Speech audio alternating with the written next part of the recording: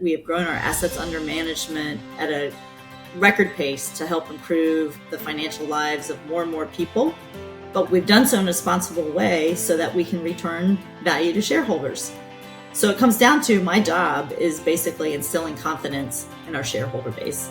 Welcome to A Woman's Clarity, a podcast that empowers financial professionals to better connect with and serve their female clients. Listen in as host Kirsten Schlumbohm, Vice President of Annuity Sales at C2P, and her guests help you speak the language of women clients and meet their unique financial needs and goals. Hello, I'm Kirsten Schlumbohm and host of A Woman's Clarity here at C2P. And with great honor and privilege, I am so happy to have our next guest. I have known Wendy Young for just a couple of years from back in my F&G days. So Wendy, thank you for joining me here today. Well, thanks for having me, Kirsten.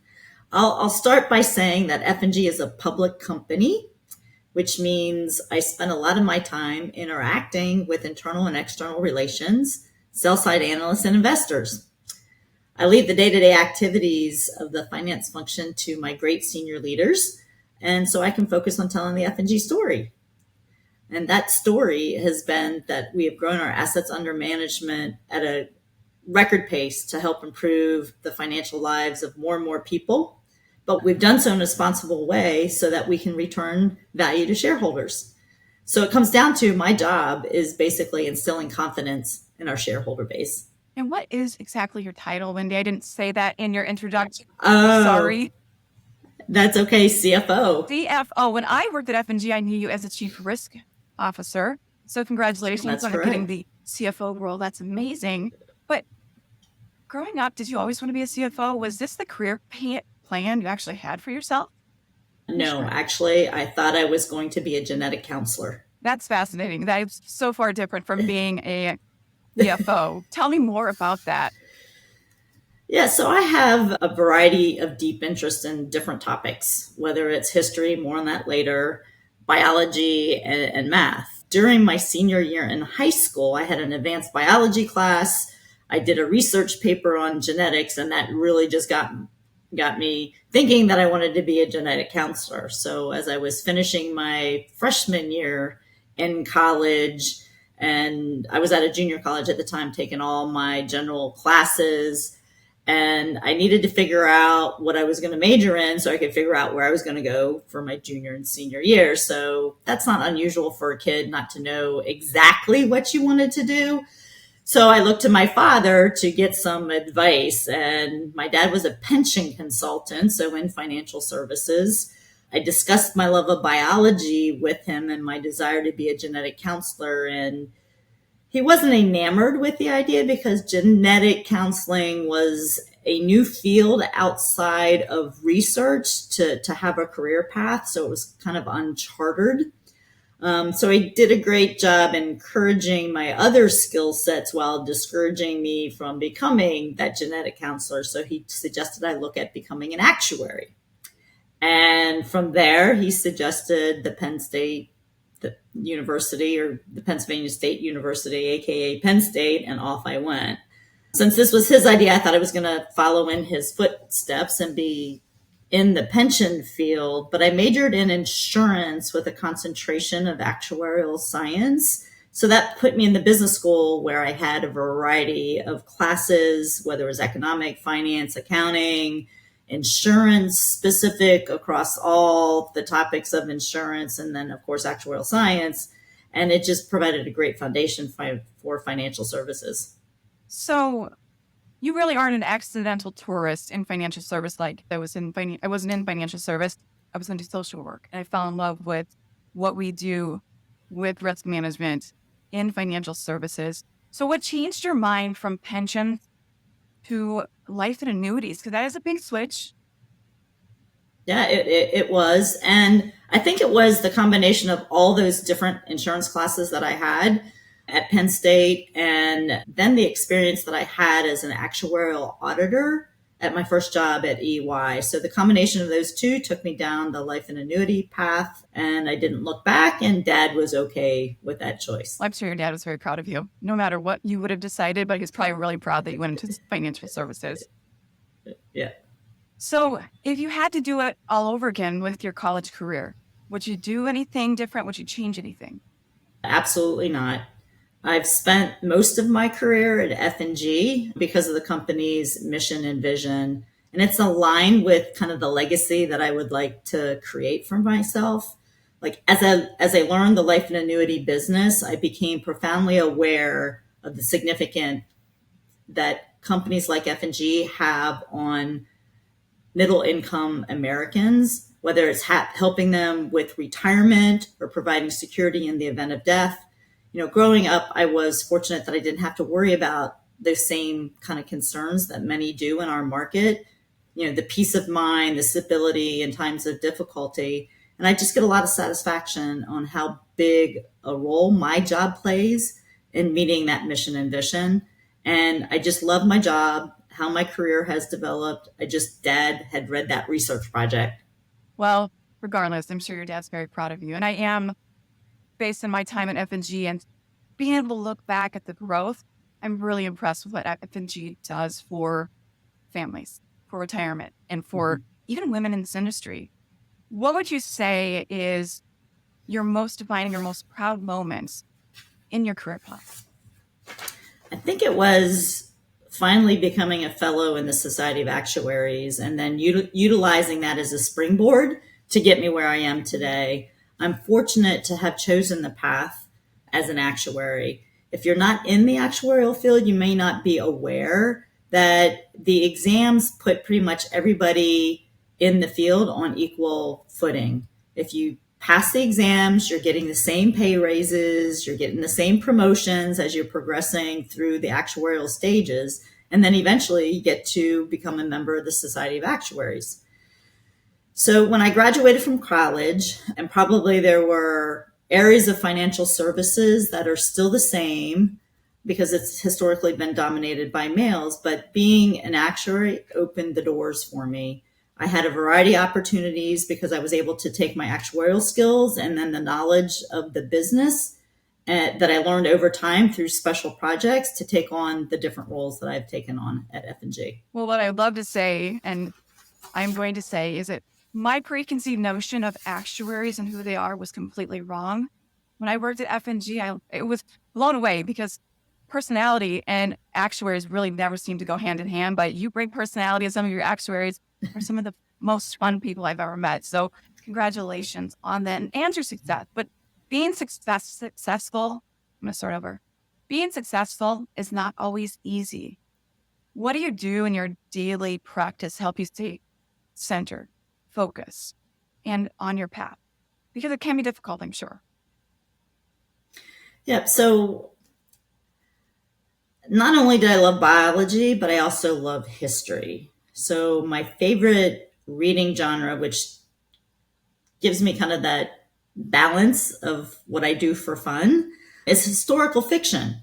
And I recently have been reading a lot of World War II stories and learning about the women in those stories that had key roles in our history. Even though it's historical fiction, the people behind the stories are real people. And I really focus on those real women. So one of the books I read years ago was called Hannah's War by Jan Elisberg. It's pretty relevant to last year's Oscar winner. Did you see Oppenheimer? I have to tell you, I'm not a big movie watcher because if you turn on a movie, I fall asleep, but I've heard really great things about the movie. Yep. Well, it won an Oscar, so hopefully it's pretty great. But so, like watching the movie, you wouldn't know that there were over 600 women at Los Alamos, half of them being scientists. The book I read was fiction, of course, but the lead character was a scientist at Los Alamos, was inspired by Dr. Lise Meitner, who discovered nuclear fission, but was not given the credit for the discovery nor the Nobel Peace Prize. It was given to a man that she worked with. So Oppenheimer, of course, was about his struggle in the scientific community post-World War II. And the book that I read, Hannah's struggles were during the Manhattan Project, being accused of spying, but what she was actually doing was ensuring that the U.S. won that race. So I get encouragement and inspiration, the willpower to press on by reading about these lives of actual women in history who were not celebrated for their contributions. That's a lot to think about because there's been a time period where we women have been in the shadows doing a lot of the work. But that's where having you in this role is so important, and hearing about your growth, where you started, where you've been, where you're going. So thank you for being a trailblazer. And being a trailblazer also means being a mentor. And for those of you listening, you might not know that when I was at F&G, Wendy was one of my mentors. And she holds a special place in my heart because we had hard conversations. We talked about where we wanted to go. What could I do to get myself where I wanted to be? And I credit Wendy for empowering me and supporting me to get to where I am today, vice president, head of annuity sales here at C2P, because she taught me resilience. She taught me to rise up and not doubt myself. So Wendy, thank you. I really have always cherished you as my mentor and person in my life. So thank you. But as a mentor to others in this industry, what do you feel your personal strengths are when supporting other people's growth? I appreciate those kind words. Kirsten, it was a pleasure to have those conversations with you. To me, it's about support and having an advocate, right? Advocates are someone who can draw interests and dreams out of the person you're mentoring and help create a plan. So many times I'm trying to help women create development plans. There isn't a specific end goal in mind. It's more, I just want to contribute in any way I can. Well, that's not a development plan, right? So you first need to have an understanding of your confidence and your skills to create that plan, because that plan is going to push you. And many women just don't do that. They need to push yourself. So I truly believe the key to establishing yourself in a career is gaining credibility. When I'm having sessions like we had, you discuss different situations and you try to get the mentee to have confidence to listen, but to have a voice, and using that voice to challenge the status quo, and eventually getting a win where people can see the confidence and the great recommendations, and that establishes credibility. I love that because you did help me find my voice. And I think it's wonderful that you're continuing the mentorship with other women in the industry to help them find their voice and establish that. When you think about, or as you think about the importance of advocating for someone's career, were there any strong advocates for you that helped you grow in your career? It doesn't necessarily have to be a female, because I've had male mentors too that have helped me along the way. The one that really stands out, besides my dad, was another man at F&G. One in particular helped me through a very, very rough time in my career. He recognized that I had a broad skill set and asked me to participate in a non-traditional actuarial role as an actuarial advisor to an executive sponsor of a transformational project. That project team was very large, especially for the size of company we were back then. And I was able to gain credibility across the organization that I didn't have without that opportunity. That role evolved into other similar roles and eventually into finance leading FP&A. We all hit obstacles in our careers, but this one taught me to always look at all opportunities that are presented to you and be on the lookout to take one for yourself. I love that. It's a story of resilience, but also always being a learner and growing in what you're doing. So I love that. Now, I'm going to turn to the F&G story a little bit because, you do have a really strong company. And even though I'm not working for them, I still have a lot of love for the company. F&G has a really strong record of promoting women in leadership.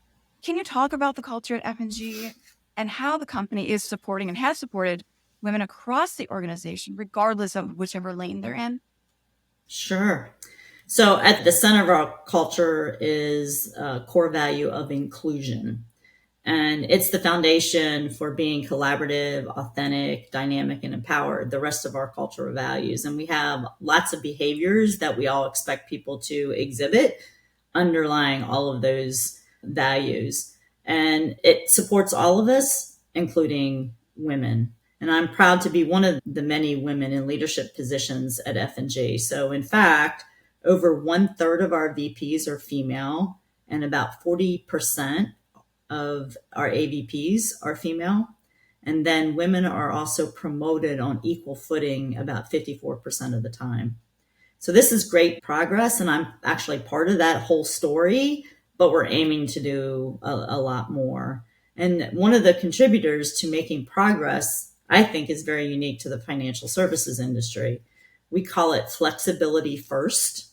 You can be fully remote or come into the office every day and anything in between.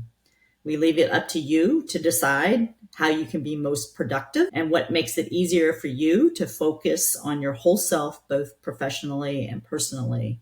And I believe through that flexibility, F&G creates a very supportive environment and great culture, especially for women, and it creates a more diverse and talented workforce for us. I think that's awesome. That is so important for women in the industry, or regardless of whatever industry they're in, because most women are caregivers, either parents or children. Yeah. So it gives them the flexibility to focus on who they love and do what they love. So that's really powerful. And it does empower a lot of women to be drawn to a company like F&G. So kudos to you guys for doing that. Now, as a mover and shaker in financial services, how are you leveraging your history to impact change? Sure. We have a diversity, equity, and inclusion council, and I'm one of the executive sponsors on that. And the way I'm hoping to shape financial services through F&G and helping women is helping to develop strategy at that council. I believe I can impact change as being an active member of this group.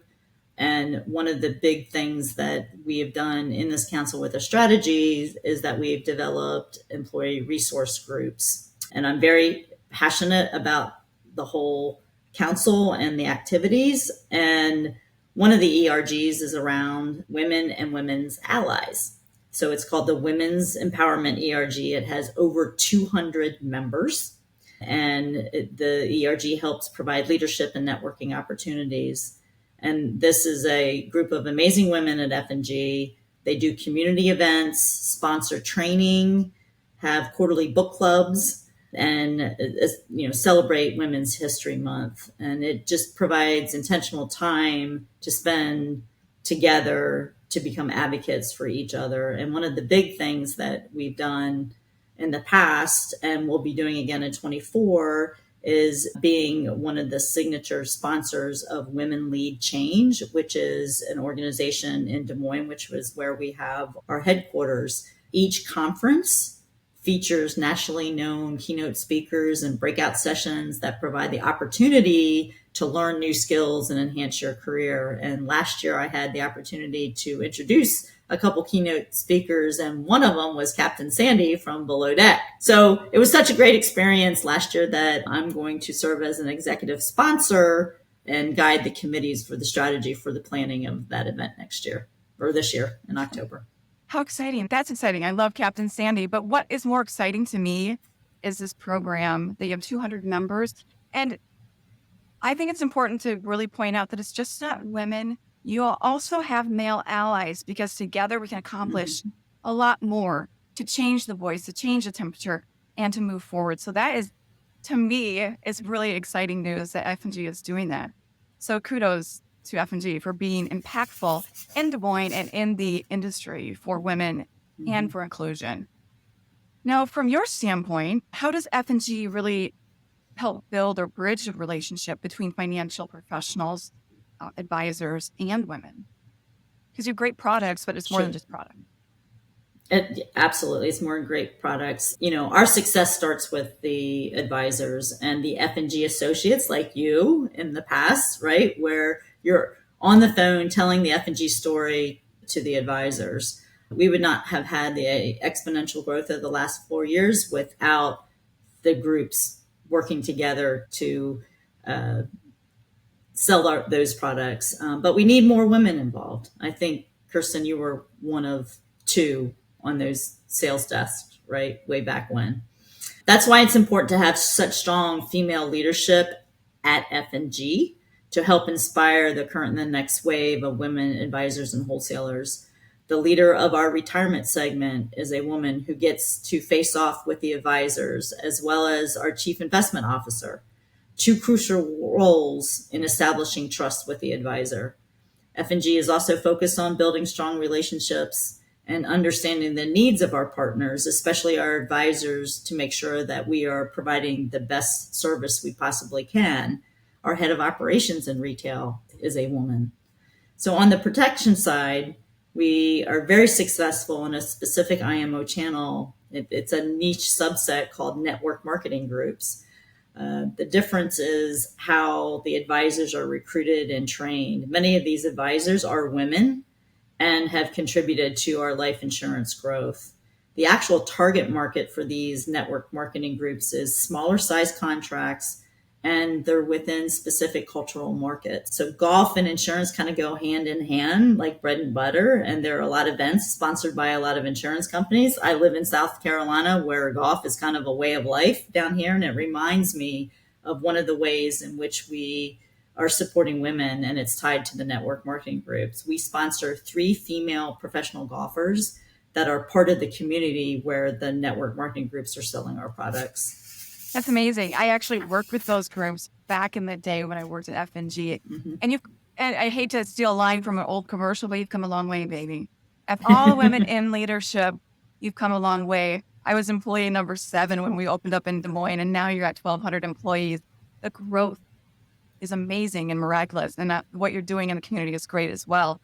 Now, as women are still growing their footprint in this industry, and if someone's listening to this and thinking, what should I do? I want to be in financial services. Where should I go? What words of advice would you give fellow women who are looking to become a part of this dynamic industry? Yeah. So we all know professionals do not stay at companies very long. However, each time you make a move, it's like starting all over again and rebuilding your network. I would recommend finding a company that has a track record of internal mobility. Don't worry about titles. I know that's hard for people to think about, but you can't worry about titles. But you need to look for multiple different careers at the same company that gives you different experiences and learning opportunities, like we talked about before. Keep learning, having curiosity, and saying yes to different type of roles. I started at F&G over 24 years ago in a role that was not well defined, which was a pretty scary situation, but built that into at least 6 different roles with increasing responsibility, from a utility player and actuarial to transformation, where I learned the operations of the insurance company, to FP&A, where I was involved in M&A and capital planning, to becoming the CRO of the organization and CEO of our offshore entities. And then eventually all of these skill sets that I learned along the way led to me becoming the CFO. I love that. Basically, what I'm hearing you say is lean in, explore the opportunities, and don't judge it just on the face value. Take a deep look and lean in and grow with the company you decided to root yourself with. So I love that.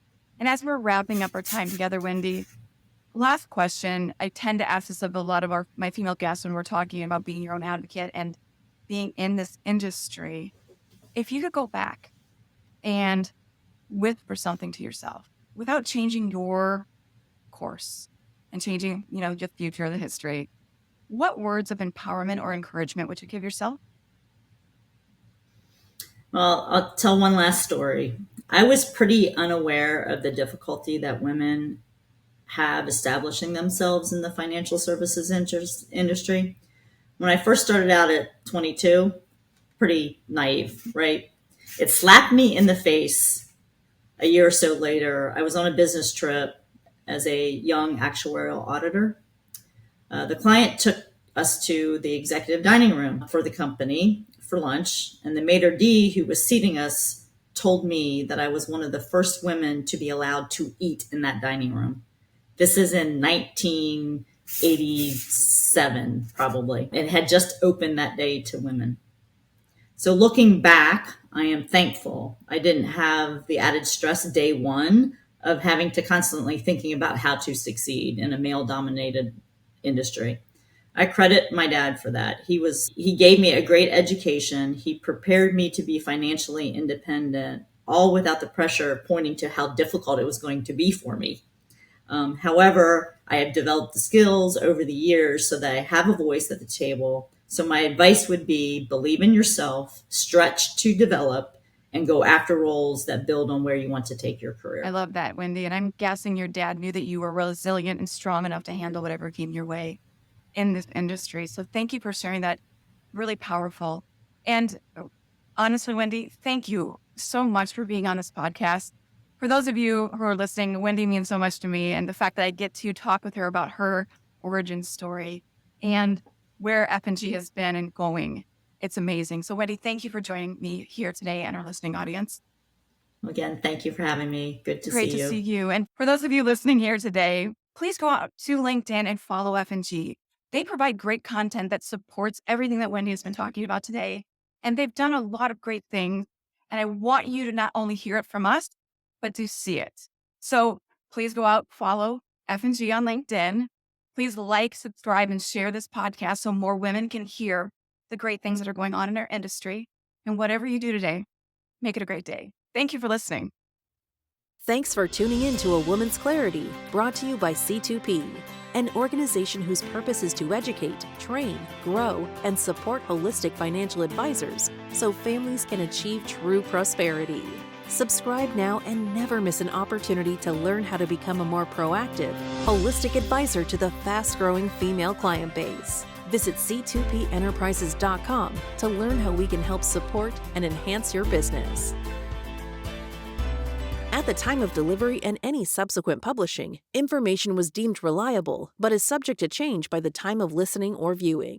The contents of this piece include options and projections of C2P, are subject to change, and are for informational purposes only. The information provided in this presentation is not intended to be individual investment, tax, or legal advice.